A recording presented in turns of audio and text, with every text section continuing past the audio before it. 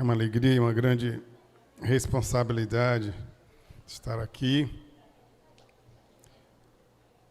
prestando culto ao Senhor, àquele que é digno do nosso louvor, da nossa adoração, e num dia tão especial como o Dia dos Pais. Eu agradeço a Deus pelo privilégio e pelo grande presente que Ele me deu de ser pai. Já vão se fazer aí 30 anos nessa caminhada, nessa missão. E é uma alegria, irmãos, ser pai. É uma alegria, é uma grande responsabilidade e é uma missão. Nesses 30 anos de caminhada aí, na condição de pai, muitas alegrias. Com certeza, cometi alguns erros, mas sou feliz pelas minhas duas filhas. Sou feliz porque o meu pai, aquele que me criou, ele me permitiu realizar esse sonho e ter duas meninas. Eu pedi a Deus que eu queria ter uma filha, e Ele me deu duas. Deus é bom demais, todo o tempo. Louvado seja o nome do Senhor. Texto em Deuteronômio 6,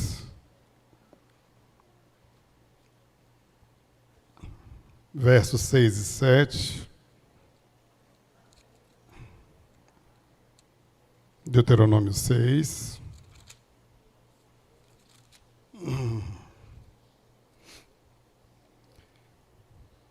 Diz assim a palavra do Senhor: que todas essas palavras que hoje lhe ordeno estejam em seu coração. Ensine-as com persistência a seus filhos. Converse sobre elas quando estiver sentado em casa, quando estiver andando pelo caminho, quando se deitar e quando se levantar. É um dia especial. O Sidney falou aqui, nós nos reunimos essa manhã aqui para louvar e adorar o nome do nosso Senhor, do nosso Deus. Mas hoje é um dia especial, um dia de homenagem aos pais, aqueles homens que desempenham um papel tão importante nas nossas vidas. Hoje é um dia de perfume diferente. Hoje é dia de presente. Hoje é dia de almoço especial. Hoje é dia de abraço especial. Hoje é dia de confraternizar papai e seus filhos. Que bom que nós temos esse privilégio, que bom que nós temos essa oportunidade.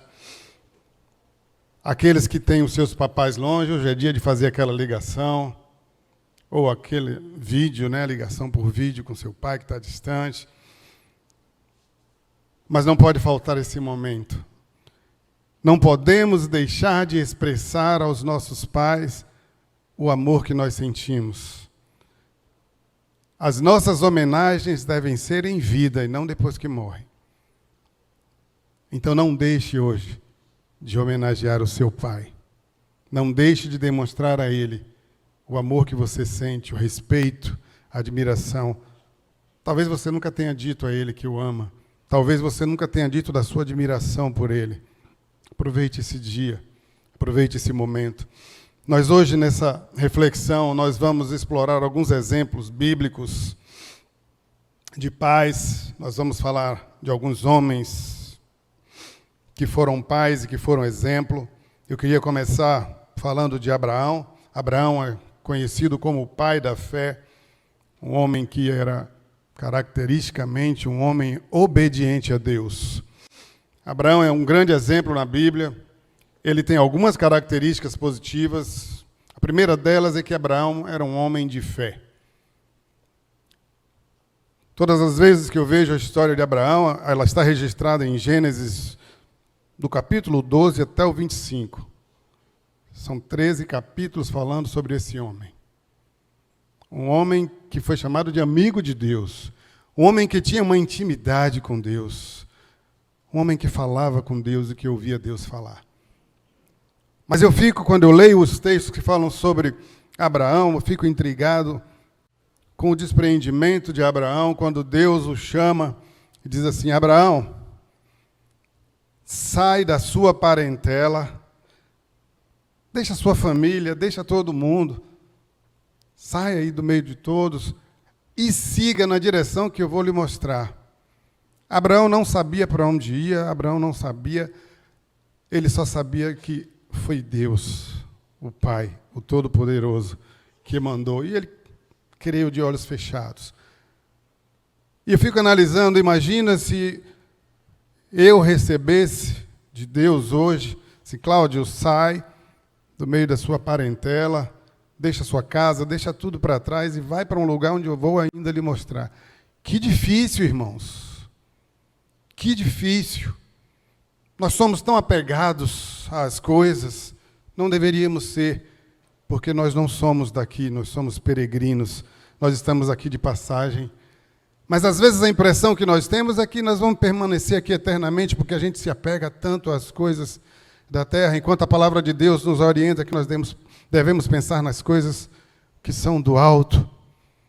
Mas Abraão, ele ouve aquela orientação de Deus, e Abraão não titubeou.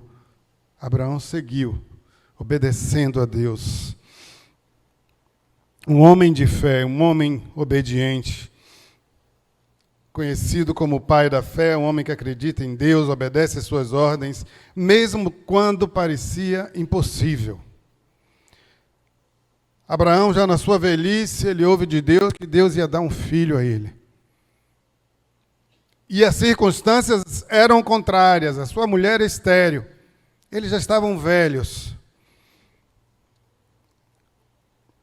Eu fico imaginando, hoje eu tenho 60 anos e sou considerado já velho, né? Já tenho um cartãozinho de estacionamento, pastor, para parar na vaga de idoso.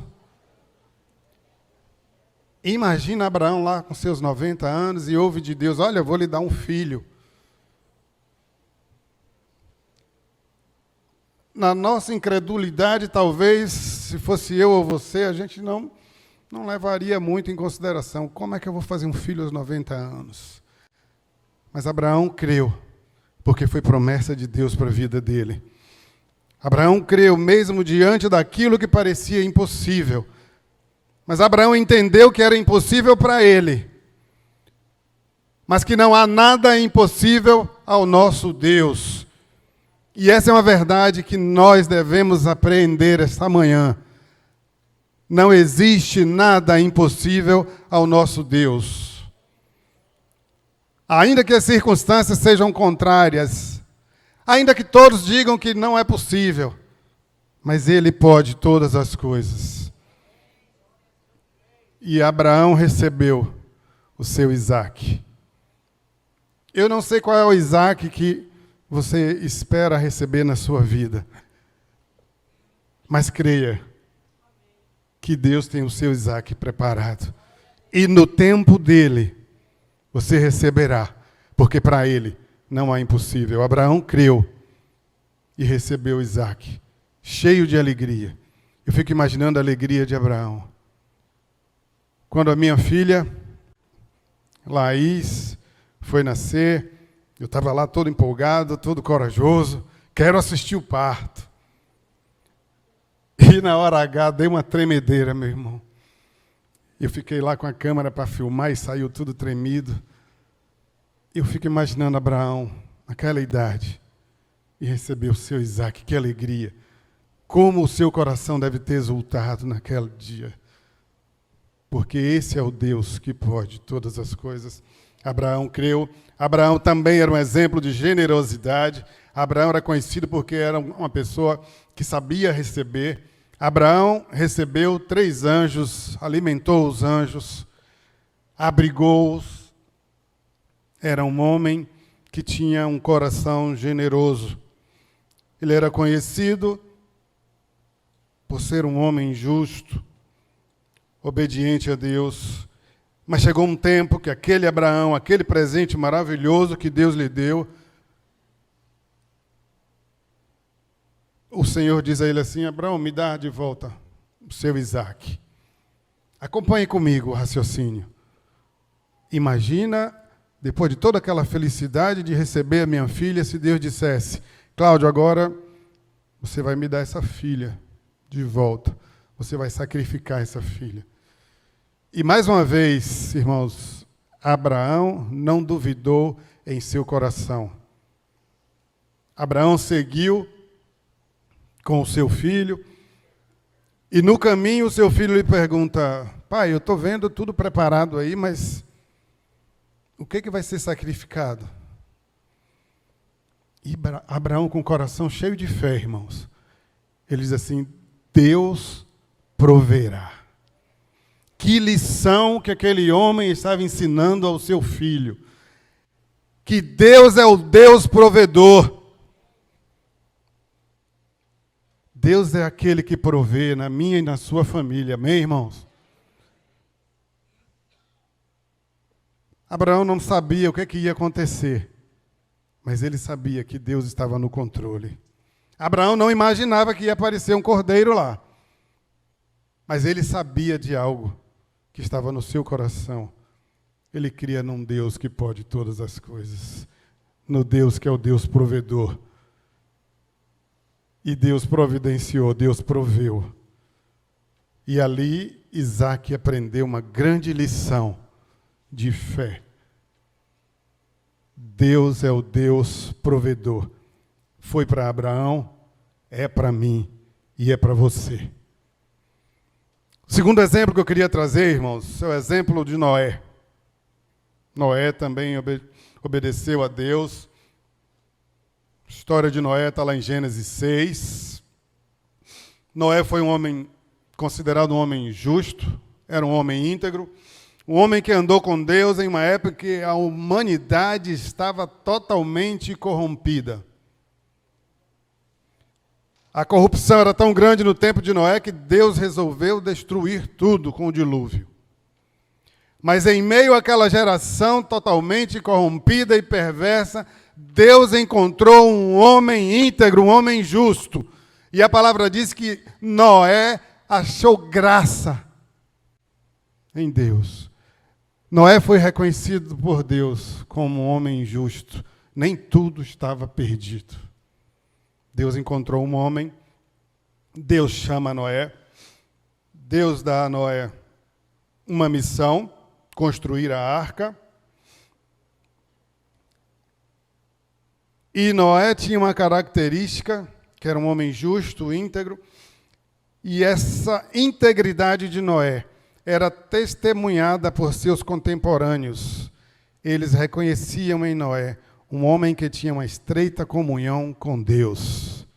E a minha pergunta essa manhã: como você tem sido conhecido entre as pessoas da comunidade em que você vive? Como você é conhecido? As pessoas olham para você e enxergam um homem íntegro, enxergam em você um homem que tem comunhão com Deus, enxergam em você um homem que tem intimidade com Deus. Assim era Noé. Noé cria em Deus. Noé não acompanhou aquela onda de corrupção que existia nos seus dias. Noé andou com Deus e confiava nele, a despeito da incredulidade e do pecado que estava à sua volta. Noé tinha 3 filhos, Sem, Cã e Jafé. Deus escolheu Noé para construir a arca e salvar a sua família. Deus deu a Noé a missão de salvar a sua família. Deus deu a você, pai, a missão de salvar a sua família, na condição de sacerdote do seu lar. Amém? Eu e você, pais, devemos ser sacerdotes em nosso lar. Nós temos a responsabilidade de ensinar aos nossos filhos os princípios do Senhor. Essa é uma responsabilidade que não pode e não deve ser delegada, não pode ser terceirizada. É minha e sua responsabilidade. A missão de Noé não era apenas construir uma arca. A missão de Noé era muito maior. A missão de Noé era salvar a sua família. E você, pai, assim como eu, temos do Senhor essa missão de salvar a nossa família. Apresentando o Senhor Jesus Cristo e por meio da cruz de Cristo, nós e nossa família alcançamos a salvação, a vida eterna. Noé cumpriu perfeitamente a vontade de Deus. Noé recebeu aquela tarefa sobre-humana para realizar, mas ele não fez aquilo sozinho, ele teve ajuda divina. Deus esteve com Noé durante cada etapa da construção daquela arca. Noé perseverou, mesmo ouvindo que era louco, que era maluco, que aquilo que ele estava fazendo era loucura. E quantas vezes, queridos, na nossa caminhada, construindo a nossa arca, nós não ouvimos isso? Você é louco, você é antiquado, isso não existe. Lá na nossa casa, quando as meninas estavam com namorados e a gente ia sair, eu dizia, olha, eu e sua mãe vamos sair, vocês não podem ficar em casa sozinhos. Que besteira, meu pai, que falta de confiança. E eu ouvia de meus irmãos e de algumas pessoas, cara, isso é besteira, não tem nada a ver. Muitas vezes nós vamos ouvir isso. Assim como Noé ouviu as críticas pela forma como ele estava conduzindo a construção daquela arca, nós também muitas vezes, por seguirmos os princípios bíblicos, nós vamos ouvir críticas. Você é antiquado, isso não existe mais. Você está vivendo num outro mundo, numa outra realidade. É verdade. Eu vivo numa outra realidade. Eu vivo na realidade do Senhor. Amém? É isso que importa, queridos.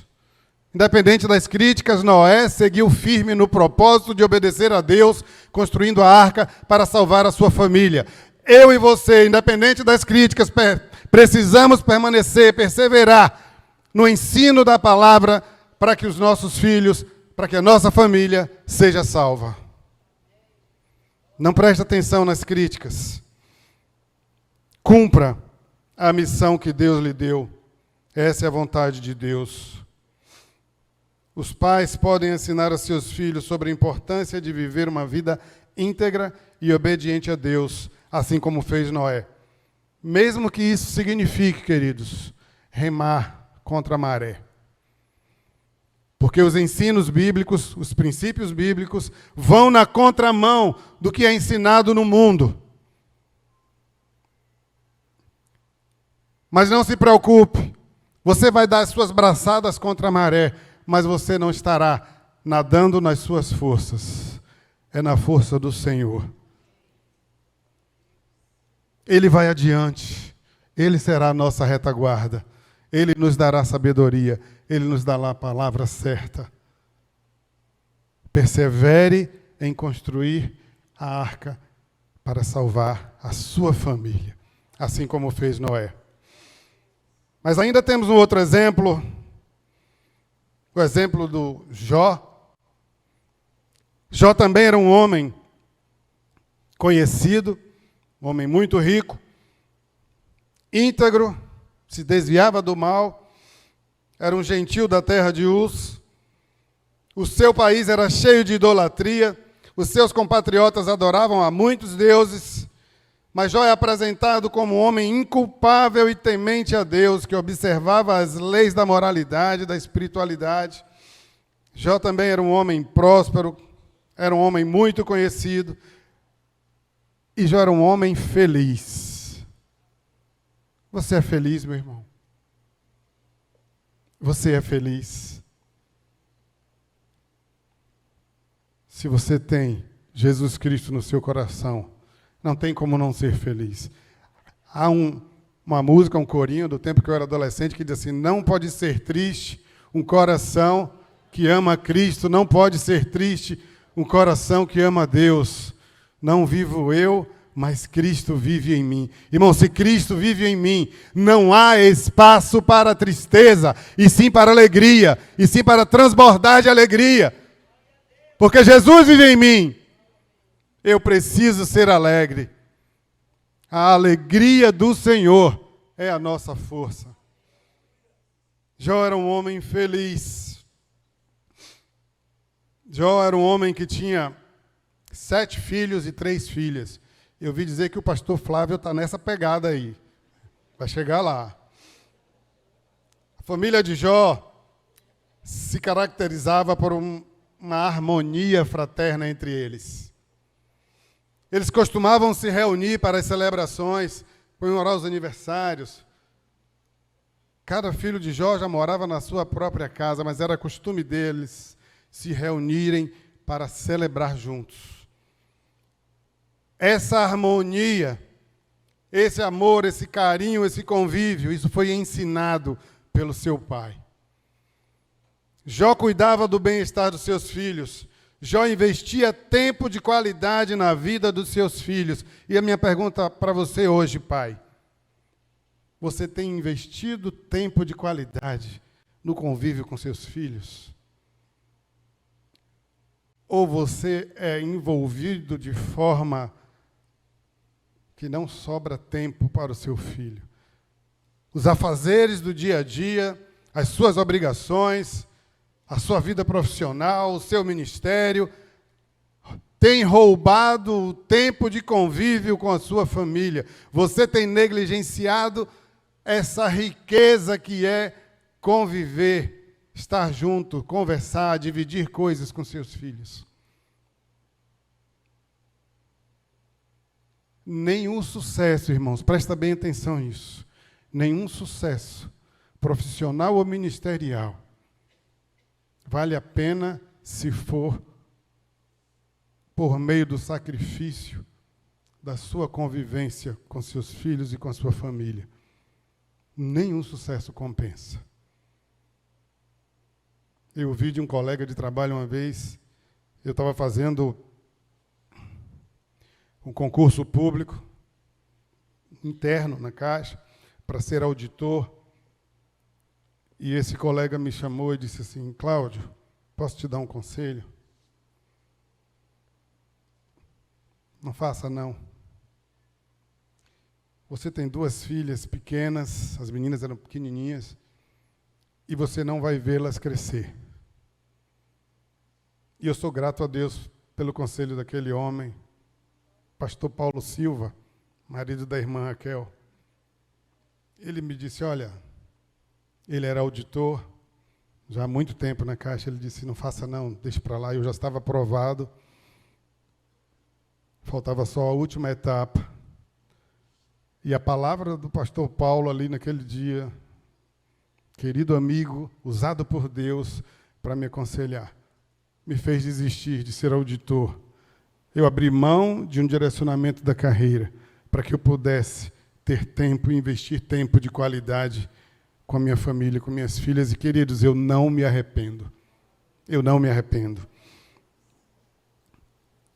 Jó investia tempo de qualidade na vida dos seus filhos. Jó realizava cerimônias religiosas de purificação e sacrifício para o caso de seus filhos pecarem.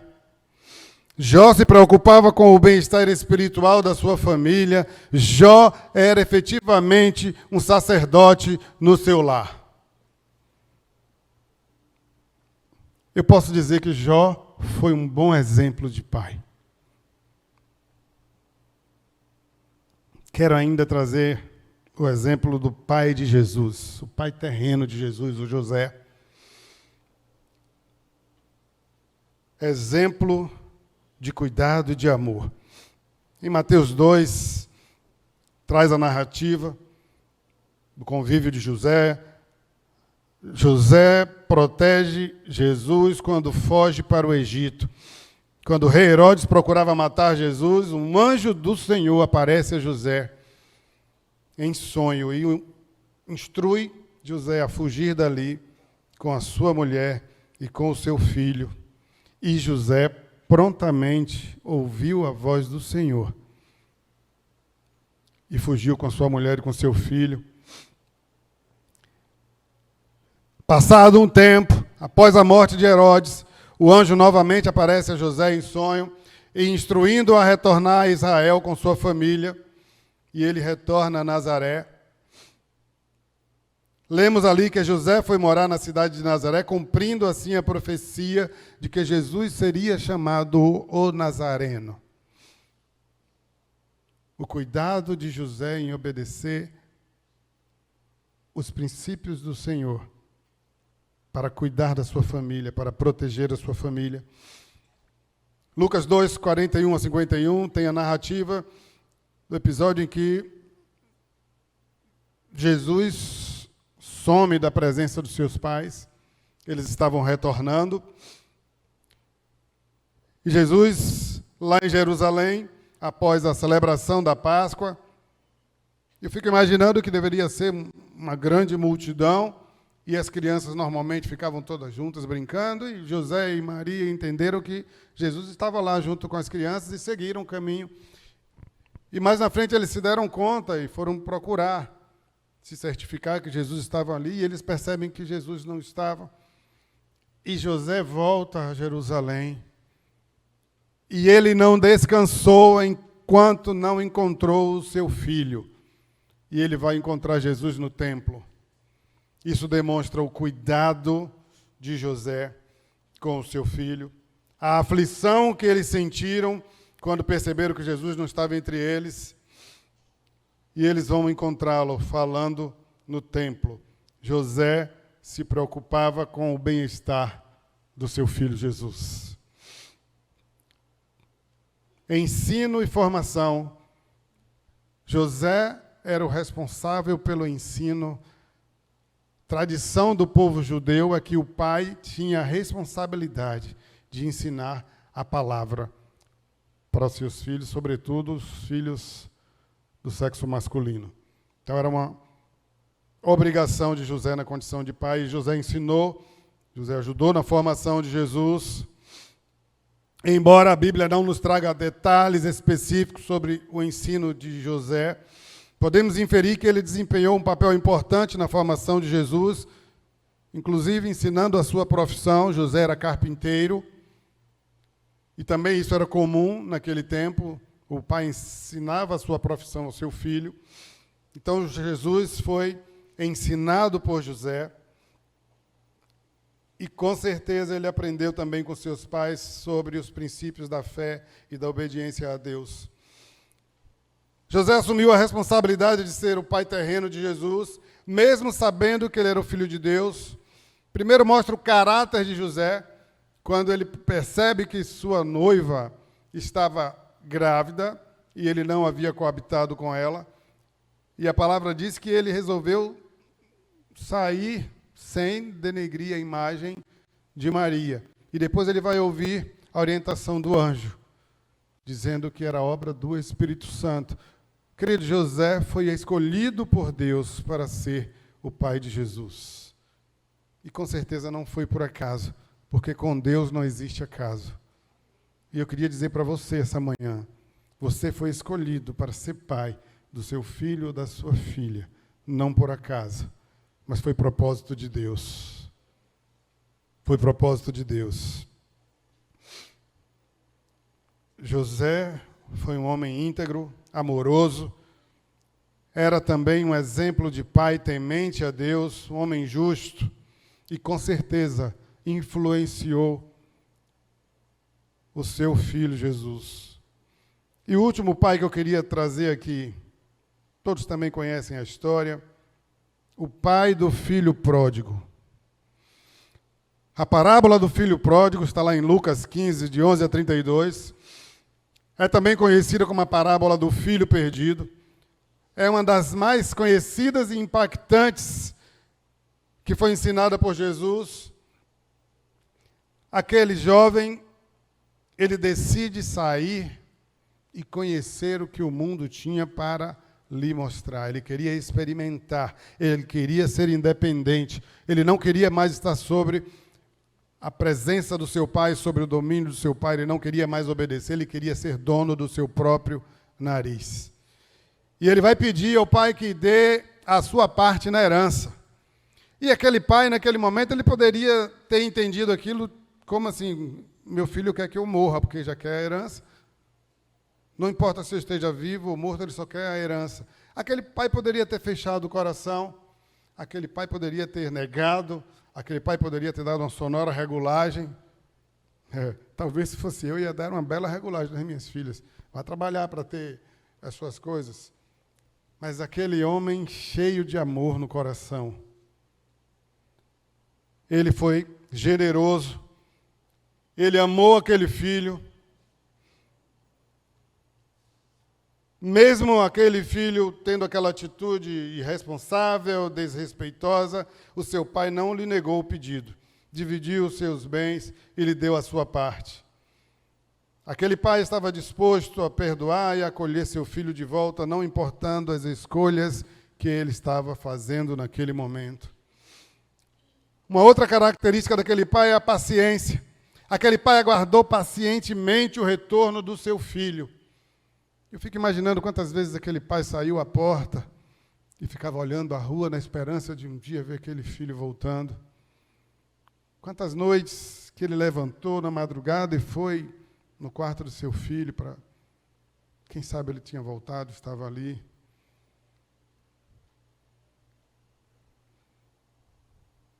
Paciência daquele pai era uma característica.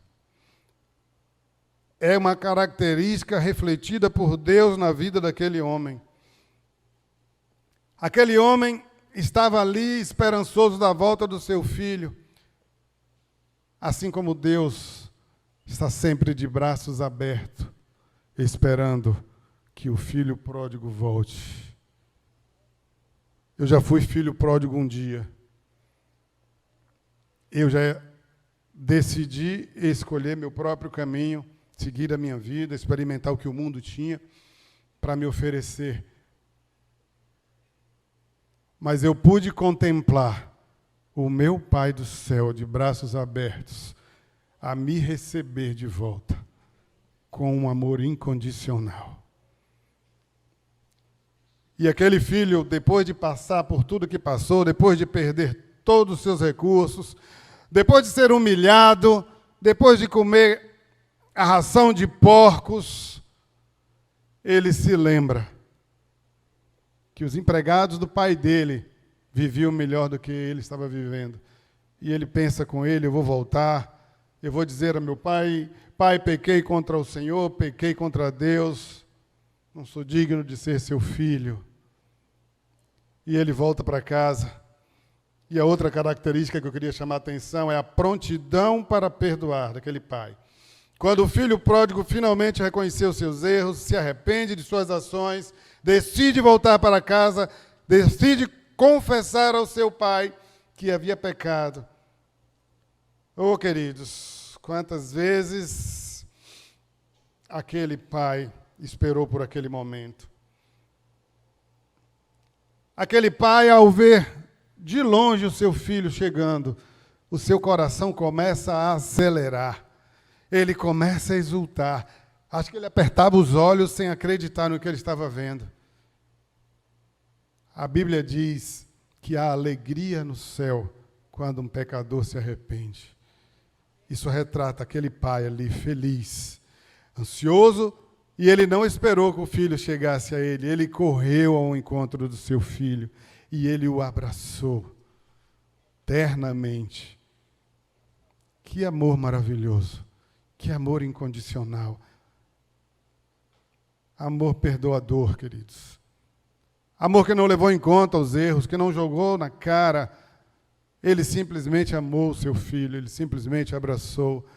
É assim que Deus faz comigo e com você. Ele não lança em rosto, ele somente lhe abraça, lhe recebe, lhe acalenta, lhe dá carinho. Porque o amor de Deus por mim e por você é um amor incondicional, é um amor incompreensível. Nós não temos capacidade de entender o tamanho do amor de Deus por nós.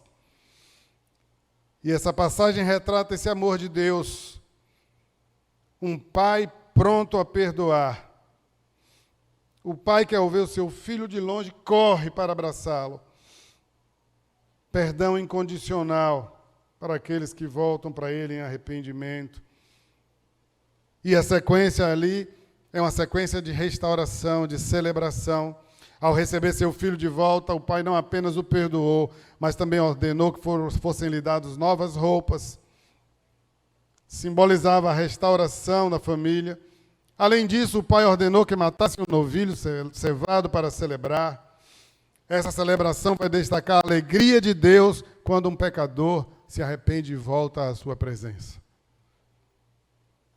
O coração de Deus se alegra quando um filho volta arrependido. Mas aquele pai demonstra amor não só pelo filho que estava perdido. Ele vai demonstrar amor pelo outro filho. A parábola vai dizer que aquele pai amou os dois filhos, tanto o que se desviou quanto o que permaneceu em casa. E ele vai mostrar seu amor ao filho mais velho ao explicar: filho, todas as coisas que eu tenho pertencem a você. Isso vai ressaltar o cuidado e a preocupação que aquele pai tinha pelos dois filhos, porque muitas vezes parece que o amor é só para o filho que se perdeu e que voltou. Mas aquele pai, ele amava os seus dois filhos, ele cuidava dos seus dois filhos, e ele era um exemplo para os dois filhos. Vemos aqui a responsabilidade dos pais em ensinar aos seus filhos o caminho. É importante enfatizar que o pai precisa ensinar os princípios bíblicos a seus filhos. Eles precisam ser os primeiros mestres na fé de seus filhos e que isso tenha um impacto duradouro na vida espiritual dos seus filhos. O pai precisa aprender o que nos ensina o texto que nós lemos no início, Deuteronômio 6, 7. Primeiro você precisa ter a palavra no seu coração. A partir daí você vai ter condição de inculcar essa palavra na mente dos seus filhos. Mas é fundamental que tenhamos a palavra em nosso coração. E a forma de termos a palavra no nosso coração é refletirmos de dia e de noite nessa palavra. É mergulharmos completamente na reflexão e no estudo da palavra, para que ela esteja na nossa mente e no nosso coração. Aí sim nós teremos condições de inculcar essa palavra na mente e no coração dos nossos filhos. Ensinar de forma constante. A Bíblia nos exorta a ensinar os nossos filhos de forma diligente. Deuteronômio 11, 19 diz assim: ensinai-as a vossos filhos, falando delas assentado em tua casa, andando pelo caminho, deitando-te e levantando. Então, ensinar a palavra de Deus deve ser uma atividade constante, diária, na vida de cada pai. Responder às perguntas dos seus filhos, tirar as suas dúvidas. À medida que as crianças crescem, elas podem ter perguntas sobre a fé e sobre a Bíblia. E você precisa buscar na palavra as respostas. A pergunta mais difícil que eu ouvi de minha filha, ela sempre foi uma garota de muita fé, e orava, e coisas aconteciam. E era uma criança. Eu lembro que estávamos na casa de minha irmã, ela tinha um caroço nas costas, ia fazer uma cirurgia. E aí a minha filha, Laís, começou a orar, e todos os dias ela passava a mão nas costas da tia. E quando chegou próxima data da cirurgia, quando ela chegou no médico, o médico disse: olha, não tem mais nada. Deus é o Deus que cura, irmãos. Ela foi usada ali naquele processo de cura da tia. E ela tinha as experiências dela com Deus, mesmo pequenininha. E nós tínhamos uma sobrinha acometida de uma doença grave. E ela começou a orar pela prima. A prima tinha 19 anos. A menina tinha lúpus. E com 19 anos ela faleceu. E nós estávamos saindo de férias. Tivemos o sepultamento. No dia seguinte nós viajamos, fomos a Fortaleza. E lá visitamos a primeira igreja. Era o meu amigo querido, saudoso, pastor Elias Teodoro, com quem a gente tinha convivido um bom tempo lá em Salvador. E lá, quando chegamos lá na igreja no domingo, teria, a partir da segunda, uma semana de atividades para crianças. E aí elas se animaram e foram. E lá na segunda-feira nós deixamos, quando fomos buscar à tarde, o professor lá me chamou, a mim e a Núbia de lado, falou assim: olha, vocês vão precisar conversar com sua filha. O que houve? Nós perguntamos aqui às crianças se elas queriam perguntar alguma coisa a Deus. E ela fez a seguinte pergunta: por que eu orei e ainda assim a minha prima morreu? Ele assim, ficou difícil para a gente. E eu tive que responder, eu tive que buscar no Senhor a orientação para responder que os propósitos de Deus são eternos, são soberanos, e que Ele sabe todas as coisas, o porquê e o para quê. Você precisa responder aos questionamentos dos seus filhos, você precisa orientá-los de acordo com o que a palavra de Deus nos traz. Não deixe sem resposta. Queridos, interessante, a nossa responsabilidade para com os nossos filhos. Ser pai não é uma tarefa fácil. Com certeza eu cometi erros. Com certeza em alguns momentos minhas filhas ficaram com raiva de mim. Algumas vezes eu posso ter exagerado no castigo. Laís disse que eu era muito severo. Ela lembra, eu não lembro. Ela disse que eu deixei ela 1 ano de castigo sem assistir televisão. Eu não lembro disso, mas ela não esqueceu. Sabe, queridos, mas ainda assim, eu não poderia me omitir da minha responsabilidade como pai. O errar na caminhada faz parte da nossa humanidade. Mas nós precisamos ter humildade suficiente para reconhecer o erro diante dos nossos filhos. Isso não é sinal de fraqueza, isso é sinal de grandeza. Então, se você errou com seu filho ou com sua filha, ainda há tempo de pedir perdão. Quantas famílias, filhos e pais não se falam? Já conheci diversas pessoas que carregam consigo um ódio mortal do seu pai. E isso traz para as suas vidas algumas consequências terríveis, porque a falta de perdão causa doenças físicas, até câncer. E tem pessoas que não abrem mão desse ódio. Talvez na sua caminhada com seu pai, você tenha tido algum problema, algum motivo. Talvez ele tenha cometido algum excesso. Talvez tenha lhe machucado. Talvez tenha lhe batido de forma exagerada. Talvez tenha lhe machucado com palavras que destruíram sua autoestima. Talvez ele tenha, com palavras, destruído os seus sonhos. Ainda há tempo de liberar perdão. Abra mão desse sentimento, desse ressentimento, que tanto tem feito mal à sua vida. A falta de perdão, irmãos, é como você tomar um copo de veneno esperando que o outro morra. Vai fazer mal a você. Seu pai não é perfeito, eu não era perfeito. Ele pode ter cometido erros com você, mas eu te convido nessa manhã a liberar perdão. Aproveite o Dia dos Pais, dê um abraço em seu pai. Diga que o ama. Quebre essa corrente. Quebre esse ressentimento, quebre essa falta de perdão. Exerça o amor.